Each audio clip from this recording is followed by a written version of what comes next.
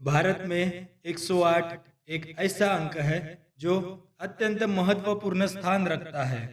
आपने कई बार यह देखा होगा कि हिंदू धर्म में 108 अंक की अलग पहचान है और उसे शुभ भी माना गया है। फिर चाहे वो जपमाला के मन के हो या फिर मंत्रों का जाप हो या फिर प्रदक्षिणा हो। 108 के अंक को हिंदू धर्म में ही नहीं बल्कि अन्य धर्मों जैसे बौद्ध और जैन धर्मों में भी खास जगह दी गई है। लेकिन क्या आपने कभी समझने की कोशिश की है कि आखिर 108 अंक को इतना महत्व क्यों दिया जाता है? क्यों मंत्रोच्चार का पाठ 108 बार किया जाता है? क्यों 108 दाने मनके की माला जपनी चाहिए? क्यों भगवान की अष्टोत्तर नामावली रहती है? आखिर क्यों 108 अंक इतना महत्वपूर्ण है? अगर आप इसके बारे में कुछ नहीं जानते तो आज हम आपको बताएंगे 108 का महत्व। तो आइए जानते हैं आज की इस वीडियो को।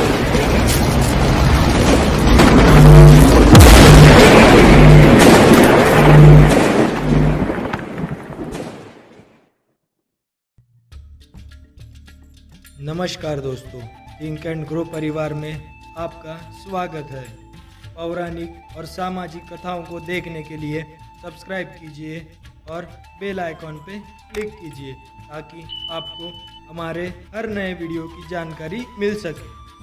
देखा जाए तो 108 अंक के पीछे एक नहीं बल्कि कई मान्यताएं हैं जो आध्यात्म के साथ साथ ज्योतिष, विज्ञान, गणित आदि से जुड़ी हुई है। तो आइए धीरे धीरे इस रहस्य को सामने लाते हैं। तो सबसे पहले बढ़ते हैं वैज्ञानिक मान्यताओं की ओर। तो पहली मान्यता यह है कि जैसे आप सभी तो हमारे सौर मंडल से परिचित ही होंगे। तो हमारे सौर मंडल में सूर्य और पृथ्वी इन दोनों के बीच का अंतर और सूर्य का व्यास 108 गुना है। नहीं समझे ना? चलो इसको आसान भाषा में समझने की कोशिश करते हैं। सौर मंडल में स्थित सूरज और पृथ्वी की दूरी सूर्य के व्यास से 108 गुना अधिक है।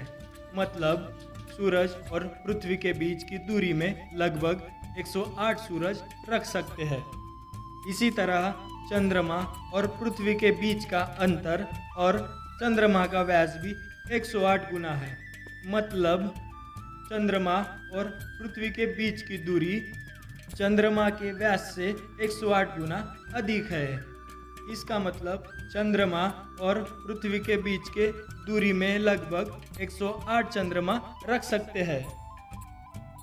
इसके अलावा और एक विशेषता यह है कि इन सब के साथ सूरज का जो व्यास है वो पृथ्वी से 108 गुना अधिक है।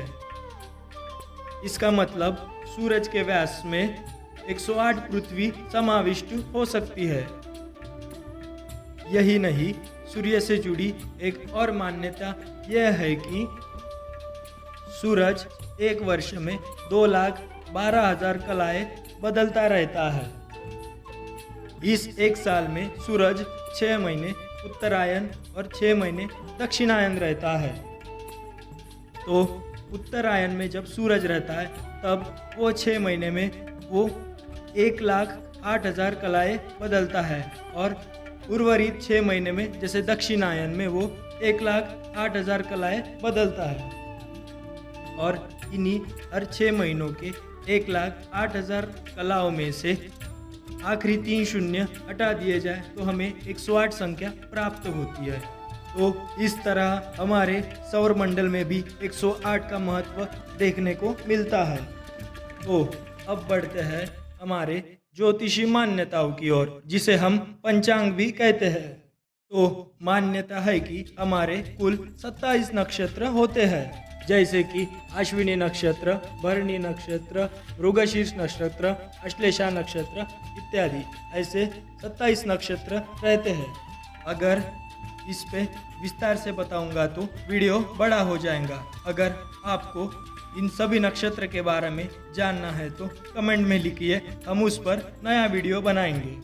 तो हमारे कुल 27 नक्षत्र होते हैं। हमारा जन्म भी इन्हीं 27 नक्षत्रों में से किसी एक नक्षत्र में होता है। अगर आपको यकीन करना है तो आप अपनी जन्म कुंडली भी देख सकते हैं।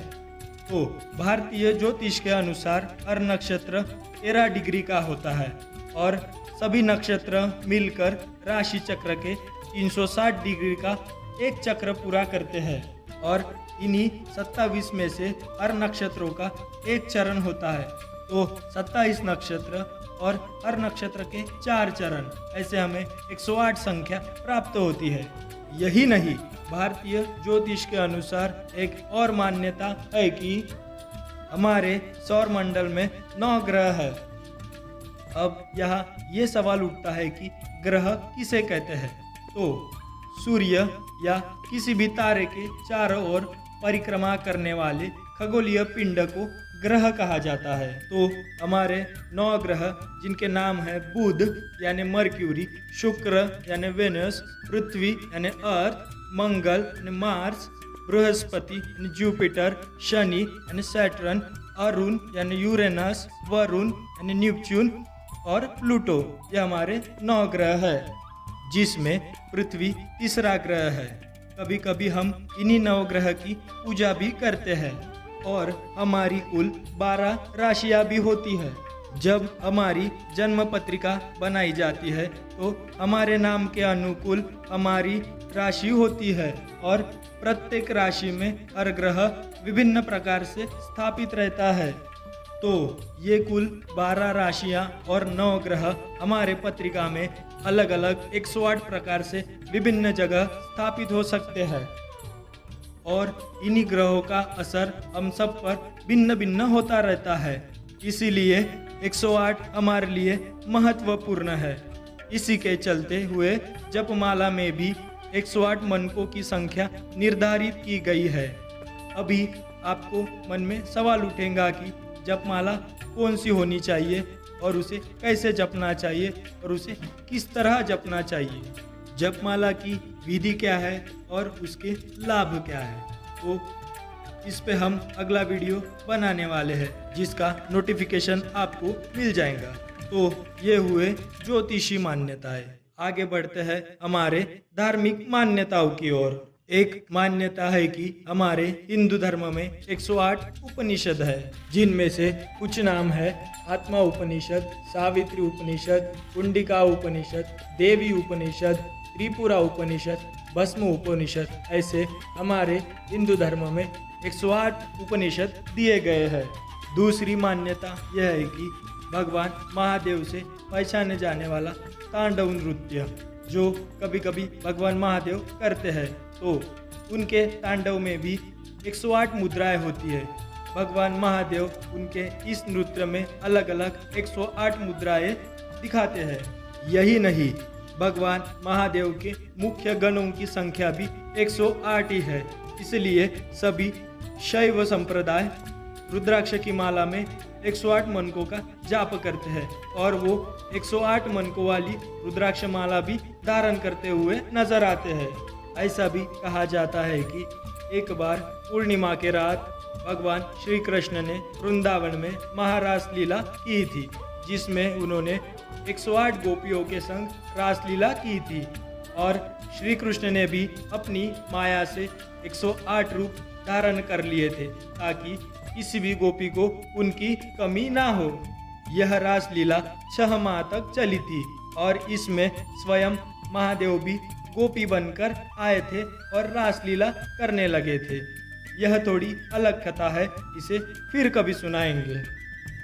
हमारे वैष्णव धर्म में भी भगवान श्री कृष्ण के 108 दिव्य क्षेत्रों को बताया गया है, जिन्हें 108 दिव्य देशम के नाम से जाना जाता है या फिर 108 दिव्य देशम कहा जाता है। एक और मान्यता है कि समुद्र मंथन की कथा तो आप सभी ने सुनी ही होगी। तो समुद्र मंथन के दौरान क्षीर सागर में मंदार पर्वत को वासुकी नाग से बांधकर मंथा गया था।